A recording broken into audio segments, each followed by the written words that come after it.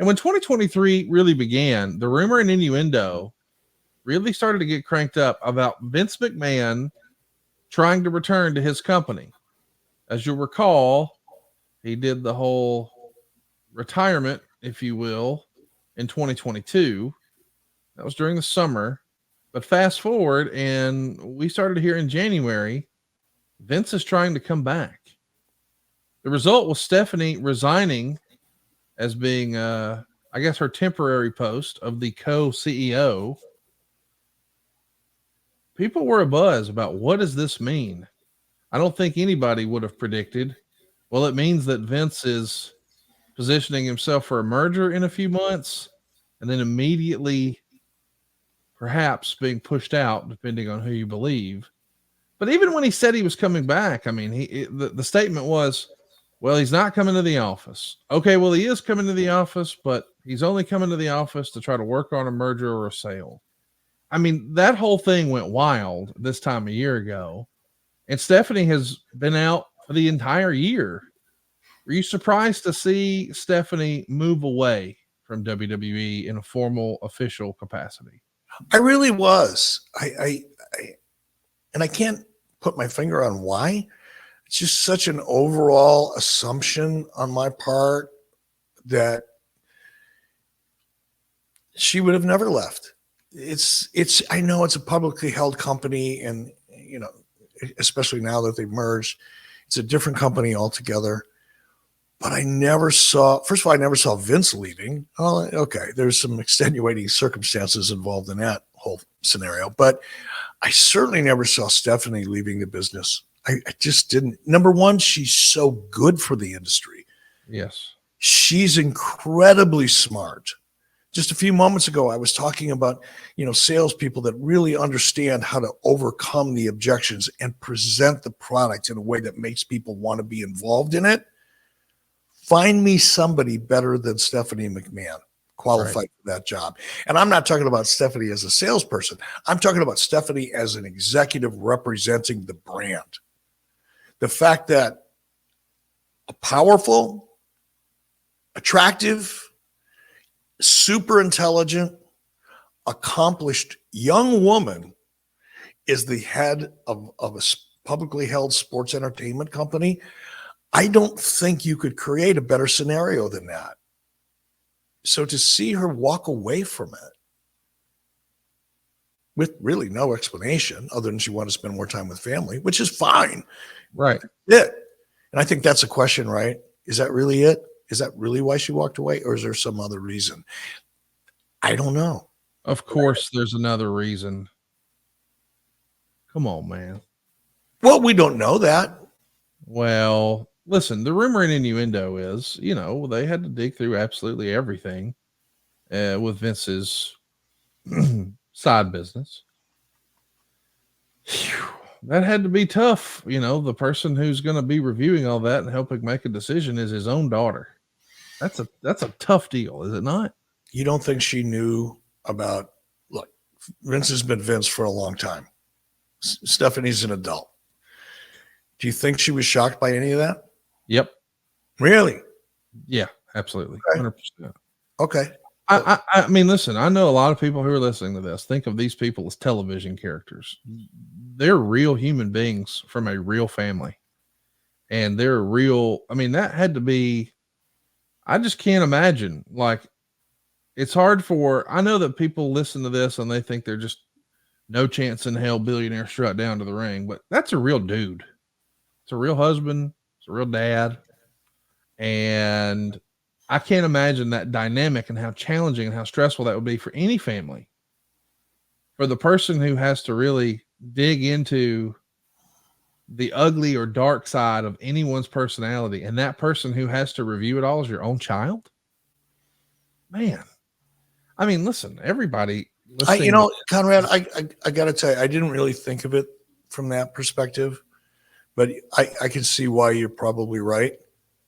That's just listening to you lay that out and trying to put myself in Stephanie's shoes, even for a second, that would be really tough. So you're probably right. I just assume that Vince's reputation has preceded him for decades. Yes. So I would have just assumed that she would have just gone, that's another example of dad being dad, or some version thereof. But seeing it, reviewing it, the gory details of it could have had, and you're probably right. How do you not think about your mom? I know it's just dad being dad. That's one thing to say, but like, I mean, everybody knows who I'm married to and their family circumstance. It hurts every time. Yep. It doesn't go away. It doesn't get easier. It doesn't get better. And I'm not saying you had any of this in your life at all. I'm not making that insinuation. I'm saying if there was something like that, the last person you'd want to have to go through every specific detail is Montana. You'd be like, man, ain't no way. I cut a hand off for that not to happen. Like, or somebody else's, or somebody else's. So I just hate that. And I think sometimes, you know, we as wrestling fans, we're so far removed for it. We're in our little wrestling bubble, right?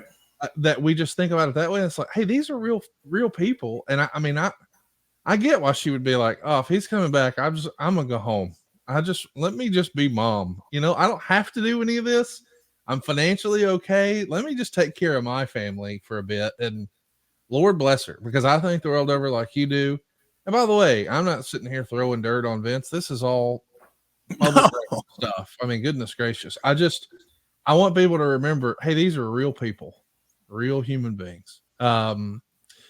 We saw a real human being do something pretty spectacular at the Royal Rumble. Cody Rhodes returned from a torn pectoral after a gutsy Hell in a Cell performance against Seth Rollins the year before. Probably shouldn't have done the match, but he did. And he came back and in glorious fashion put on a clinic at the Royal Rumble. What a triumphant return. A really cool moment in his story, if you will. He's victorious on his quest to finish the story of a Rhodes finally becoming WWE champion. And that show is probably most well known, that Royal Rumble show, not only for Cody winning, but the phenomenal piece of business with Sami Zayn and the Bloodline. It's crazy to think that was a year ago, but we had two guys hotter than ever. Cody back to finish the story. Sami Zayn had been the straw that stirs the drink for so long. And when he hit Roman with that chair, the crowd response was like an all-time pop. I mean, WWE had an incredible year. And when you think they started the year with that show and that crowd reaction, whew, they were off to the races, were they not? I think this may have been the most exciting year ever of WWE. Wow. As a whole. Now that's hard for I don't know how much value my comment or my opinion has, because it's hard for me to go back and remember the early 80s, and that was a significant time in the industry. There's no question about it. That was probably one of the most important periods in modern day professional wrestling, modern day since the 60s.